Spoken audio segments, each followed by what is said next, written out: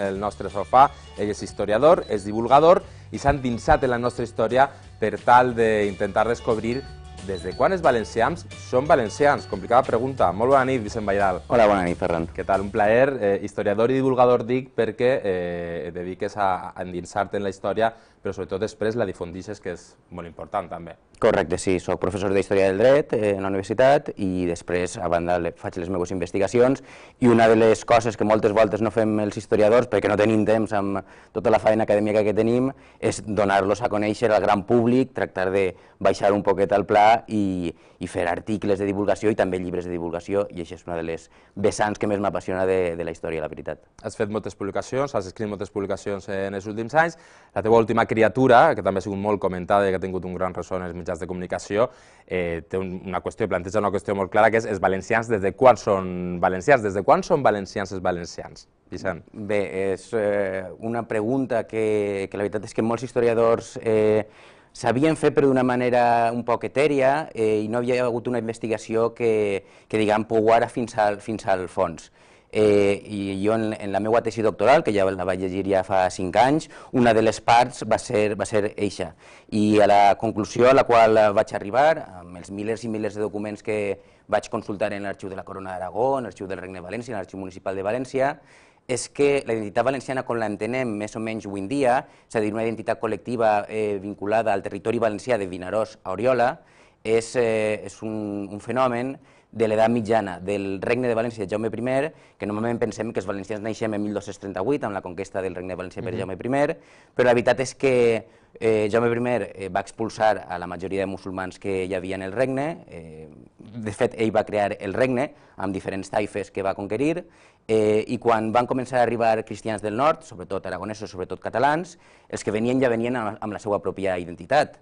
I van començar a sentir-se valencians al cap aproximadament, he pogut trobar, al cap d'un segle, aproximadament en 1330, 1350, al cap de 4, 5, 6 generacions de gent que va començar a poblar el Regne de València, diguem que ja van començar a crear aquesta idea de que tant els de Vinaròs com els d'Elx o com els d'Alzira eren també valencians. Començar a tindre aquesta entitat en la que destaca la importància, estaves dient, dels aragonesos i dels catalans que formaren part d'esta repoblació. Sí, com dir això, Jaume I, quan va conquerir el territori, va expulsar aproximadament a la meitat dels musulmans, altres es van quedar, però es van quedar segregats, i de fet els van expulsar 4 segles després, en 1609, l'expulsió dels moriscos, i la societat nova que es va crear era una societat bàsicament cristiana, amb gent que venia aproximadament, sabem gràcies als estudis d'Enric Guinot, que venien entorn d'un 60-65% de catalans, un 30-35% d'aragonesos i un 5-10% de castellans, occitans, navarresos, hongaresos, de molts altres llocs. Esta gent es va barrejar en proporcions diverses al llarg del territori, en cada localitat hi havia proporcions diverses, però aquesta gent, precisament un dels fets que va ajudar a la creació d'una nova identitat valenciana era que, com eren de procedències diverses, es van sentir molt còmodes a fer una nova identitat que un poc deixava darrere les que ells portaven dels seus llocs d'origen. I el resultat som nosaltres, un poc el present després de molts segles. Parles dels aragonesos com els grans oblidats en la història valenciana.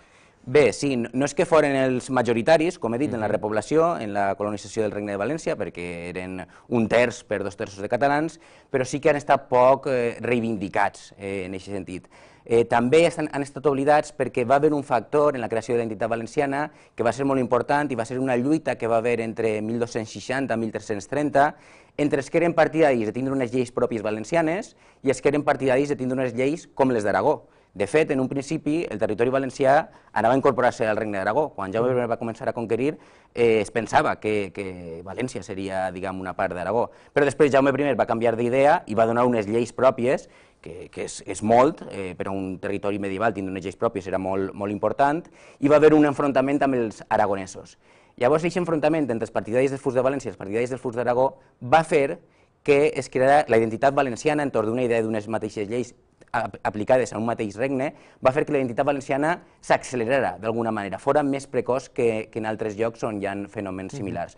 Per tant, el factor aragonès és un dels grans oblidats i la veritat és que és molt poc conegut per la gent i per això jo un poc dic que és un dels fenòmens oblidats de la història medieval valenciana, que són fills d'una fusió, d'una mixtura entre catalans i aragonesos, no només d'un sol poble. Mira que curiós, no? Aragonesos, catalans, unes relacions que remunten a fa segles. En quin moment aquesta relació va tirar més cap a Castella que cap a Aragó i Catalunya? Bueno, des del segle XIV ja clarament es conforma una identitat valenciana i el Regne de València tenia una lògica política pròpia, però a partir del segle XVI és quan es produeix la unió dinàstica entre els reis de la corona d'Aragó i els reis de Castella, tots sabem els reis catòlics, i a partir de llavors ja comença a gestar-se la idea d'Espanya com una idea política, i clar, en Espanya qui prima, diguem, demogràficament i durant molt de temps també econòmicament ha sigut Castella. De fet, quan segles després, en el segle XIX, es comença a construir un estat-nació com l'entenem avui en dia, es fa amb una primacia castellana. I llavors, per exemple, s'estableix el castellà com a llengua nacional i el Regne de València desapareix després de la Guerra de Successió i es fan 3 províncies ja sense referències a l'antic territori històric valencià. I llavors en aquest procés de construcció de l'estat-nació espanyol, diguem que la primacia la té Castella i per tant els valencians diguem que també han tendit d'alguna manera a Castella. I a hores d'ara, és molt polèmic la denominació de la nostra geografia, regne, país, comunitat. Al final, en què quedem, Vicent? Bé, això cadascú que trie. Érem un regne de 1238 a 1707, un regne amb autogovern, amb unes institucions pròpies molt fortes, a nivell d'estat en el conjunt europeu. Després va desaparèixer el regne, va desaparèixer fins i tot el territori valencià i des de fa només 40 anys som una autonomia. Per a mi, els valencians tenim suficient entitat, tant històrica com política com cultural, per a ser considerats un país més que una regió. Però això és una tria de cadascú.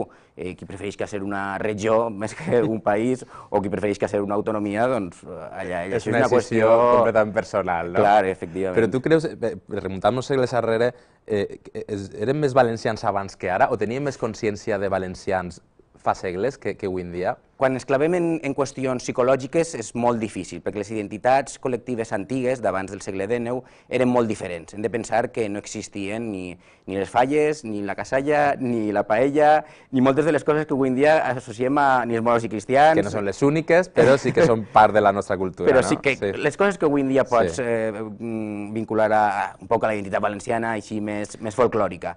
En aquells moments la identitat estava molt vinculada a la qüestió política, a la defensa dels furs de València i a la defensa de les institucions valencianes, que d'alguna manera és una idea molt moderna, perquè no calia que ja que era una unitat cultural o una unitat d'acció o de pensament entre tots els habitants del Regne de València a nivell sentimental o a nivell identitari, però sí que es posaven tots d'acord a l'hora de defensar les seues pròpies institucions i la seva pròpia acció de govern. En aquest sentit, les elits de govern durant l'existència del Regne de València sí que actuaven en clau valenciana d'una manera molt més potent que les actuals elits de govern que hem tingut durant les darreres dècades, que han defensat l'estatu quo de l'actualitat, que l'estatu quo de l'actualitat, diguem que és un estat centralista, que en l'edat mitjana no trobaven perquè el centre era València i el territori en el qual pensaven era el territori valencià. Ara que parles de centralisme, he llegit un poc el teu blog dels últims posts i te preguntaven sobre l'infrafinançament valencià,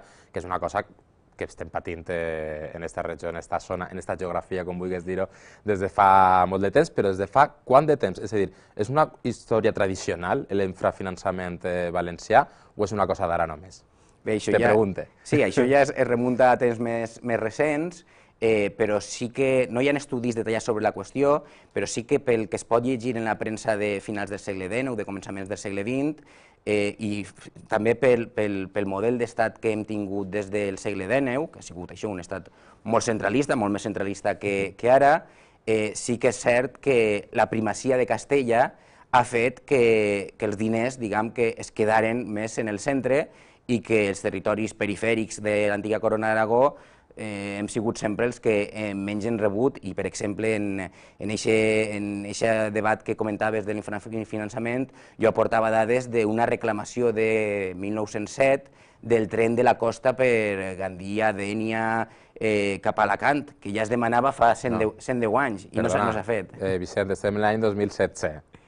Per anar a Benidorm des de València has de fer un viatge que, si no vas en cotxe tens que parar en Gandia, de Gandia, és terrible. O anar, per exemple, de València al Coll, simplement en un tren que tardes 2 hores i mitja, és a dir, que les infraestructures a dies d'avui bàsiques, però molt bàsiques. Però això és un tema a banda. Tu te maneges molt bé en les xarxes socials i la teva divulgació, en part, la deus al Facebook, al Twitter, on te maneges molt bé.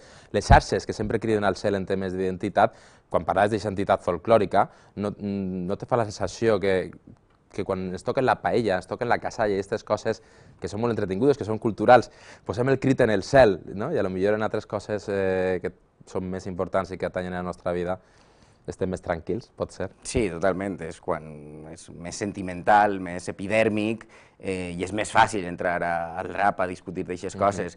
En canvi, discutir d'altres temes que requereixen d'uns canvis polítics i socials, diguem que és més difícil. Però un poc la conclusió de les meves investigacions sobre la identitat valenciana, un poc jo el que veig, salvant les moltes distàncies, la lliçó seria eixa, que els valencians de fa 6 segles o 7 segles van ser capaços de posar-se d'acord per a defensar el benestar, perquè el remat era el benestar dels seus ciutadans a través de les institucions i de les lleis pròpies, i en l'actualitat a voltes sembla que és difícil fer-ho ara. Llavors, ahí tenim la lliçó és difícil perquè som un poc susceptibles en la nostra geografia, veritat, i susceptibles, per exemple, quan parlem de veïns, potser, quan parlem de Catalunya, quan parlem d'Aragó, és com que sempre... No creus que som un poc susceptibles al respecte? Jo crec que tots els pobles són molt susceptibles, no els valencians no són més susceptibles que altres. No són més que altres? No, jo crec que no, jo crec que en Catalunya també passa, en Castella també passa i en Aragó també passa. El que passa és que els valencians durant molt de temps no han tingut les idees massa clares, també per aquesta mateixa raó que crec que els discursos que s'han oferit o les opcions que s'han oferit als valencians han sigut molt basades en el sentiment, en la voluntat, i no tant en la raó, en la investigació, en la realitat històrica, en la realitat política. I llavors, una de les meves aportacions a tot aquest debat és esta, per exemple, en el tema identitari, tractar de saber qui som amb un rerefons de veritat històrica i no simplement dir som tal, som qual, sense anar a l'arxiu, sense investigar, sense mirar les cròniques que diuen i sense fer una investigació. Sí, documentant-te, en aquest cas tu, i viatjant al passat, molts segles enrere, que és la teva professió, però sí que sé que són un poc susceptibles, per exemple, en els temes culturals. És a dir, si potser consumim cultura dels països del costat, que són cosins germans, potser algú posa el crit en el cel i potser s'ofèn dels Estats Units, ningú diu res, no? És a dir, que així que som un poc diferents, podríem dir. Tenim un caràcter especial, tenim moltes coses bones i tenim una entitat que tu creus que ha d'arribar a la gent el saber aquestes coses, l'investigar, el donar-se compte d'on venim, del nostre passat. Tu creus que això s'ensenya en les escoles avui en dia? Bé, la veritat és que la història, i més la història valenciana, està molt marginada dels plans d'estudi, tant de batxillerat com de la universitat inclús, i això ho ha aprovat la mateixa Universitat de València, no li ho ha imposat ningú. Però vaja, això és el que intentem molts historiadors des de l'àmbit de la divulgació, també des de l'àmbit de la universitat i des de molts àmbits, fer-la arribar. La veritat és que també a través dels mitjans de comunicació seria la millor manera de fer-ho i jo crec que en els darrers anys estem obrint clavills pels quals cada volta arribem més a la gent. Estem començant, no? Estem començant, però encara es queda camí. Vicent, quina serà la teva pròxima criatura després dels valencians? Des de quan són valencians, estàs preparant ja alguna cosa, però on van els tirs? Sí, en breu trauré un llibre de divulgació, com altres que he tret amb el grup Arca, que també són historiadors medievals, però el trauré d'història de la ciutat de València. Segurament es dirà València no s'acaba mai, que és una de les meves frases favorites per a definir la ciutat de València. No, i això tens molta raó, no s'acaba mai. Efectivament. I crec que la història de València tampoc s'acaba mai. Així que, a banda d'això, continuarem les meves investigacions sobre el parlamentarisme valencià en l'edat mitjana, però a nivell divulgatiu faré este llibre. Molt bé, Vicent, estarem molt pendents de la teva pròxima criatura. així que gràcies per haver vingut a explicar-nos un poc i a posar un poc de claritat sobre la identitat dels valencians, no? Un terme moltes vegades complicat i polèmic. Gràcies, Vicent.